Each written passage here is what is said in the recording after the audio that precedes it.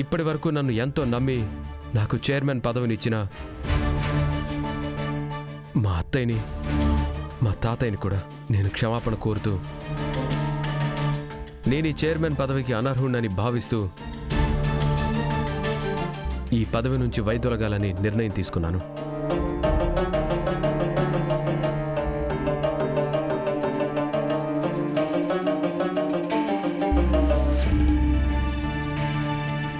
ఆగండి విహారీ గారు.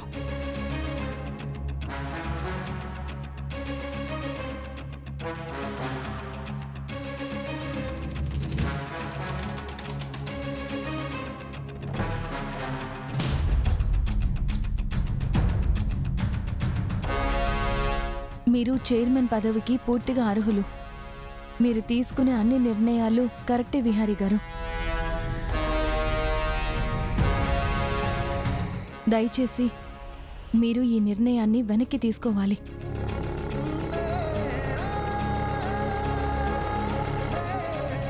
అవునరా విహారీ, నువ్వే మా చైర్మన్వే, నువ్వే మన కంపెనీకి రథసారథివే.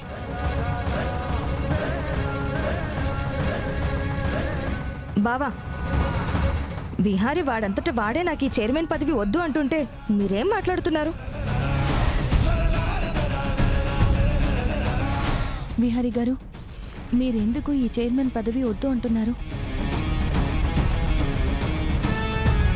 లక్ష్మి గారు, సెంట్రల్ గవర్నమెంట్ టెండర్ మనకు రాలేదు కదా, దానికి బాధ్యత తీసుకొని విహారీ గారు చైర్మన్ పదవి నుంచి దిగిపోదామని అనుకుంటున్నారు.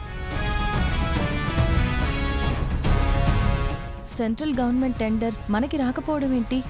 ఏం మాట్లాడుతున్నారు మీరు?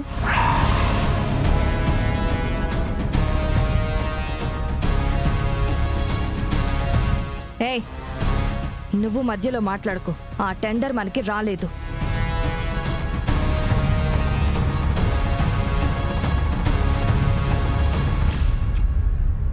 టెండర్ మనకే వచ్చింది.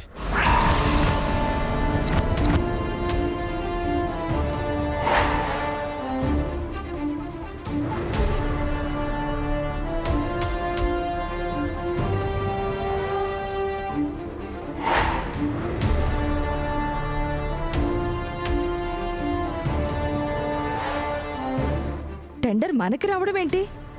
వివి లాజిస్టిక్స్ ప్రైవేట్ లిమిటెడ్ అనే కంపెనీకి వచ్చింది కదా. ఇది చూడు.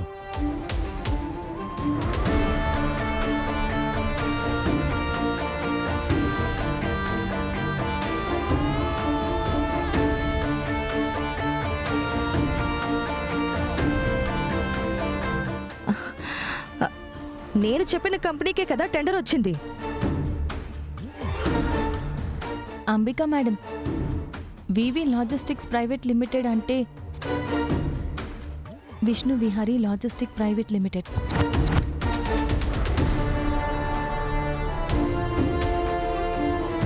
అది కూడా మన కంపెనీనే.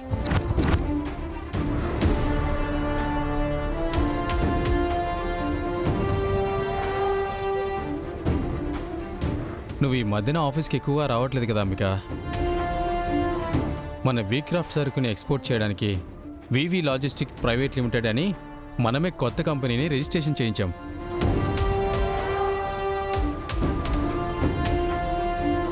విహారీ, చెప్పరా. అవునత్తయ్య, అది కూడా మన కంపెనీ.